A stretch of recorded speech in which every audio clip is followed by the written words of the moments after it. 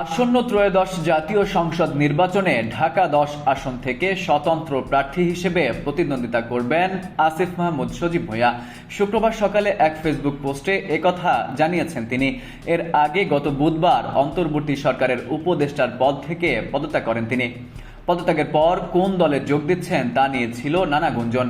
গুরুত্বপূর্ণ পদ নিয়ে এনসিপিতে যোগ দেবেন নাকি গণ অধিকার পরিষদে যোগ দিয়ে বিএনপি জোটের প্রার্থী হবেন তা নিয়ে রাজনৈতিক অঙ্গনে নানা আলোচনার মধ্যেই শেষ পর্যন্ত স্বতন্ত্র প্রার্থী হিসেবে লড়ার ঘোষণা এলো।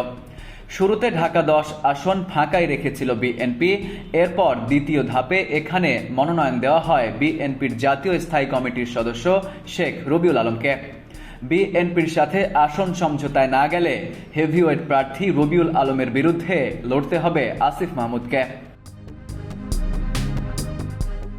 ফেসবুক পোস্টে এক ভিডিও বার্তায় আসিফ মাহমুদ বলেন, বাংলাদেশের ভবিষ্যৎ কেমন হবে তা নির্ধারণ করার সুযোগ এসেছে দীর্ঘ ১৭ বছর পর। নতুন বাংলাদেশ বিনির্মাণ স্বপ্নের বাস্তবায়ন কঠিন, তবে অসম্ভব নয়।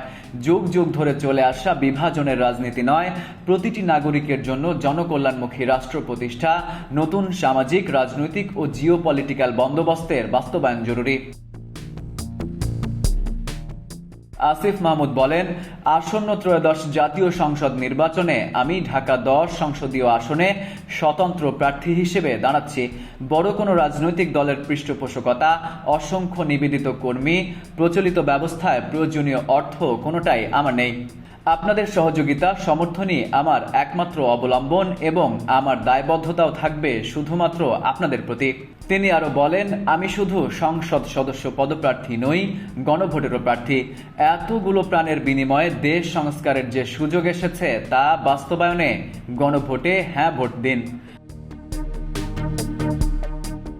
Farid Ahmed, IBTV USA।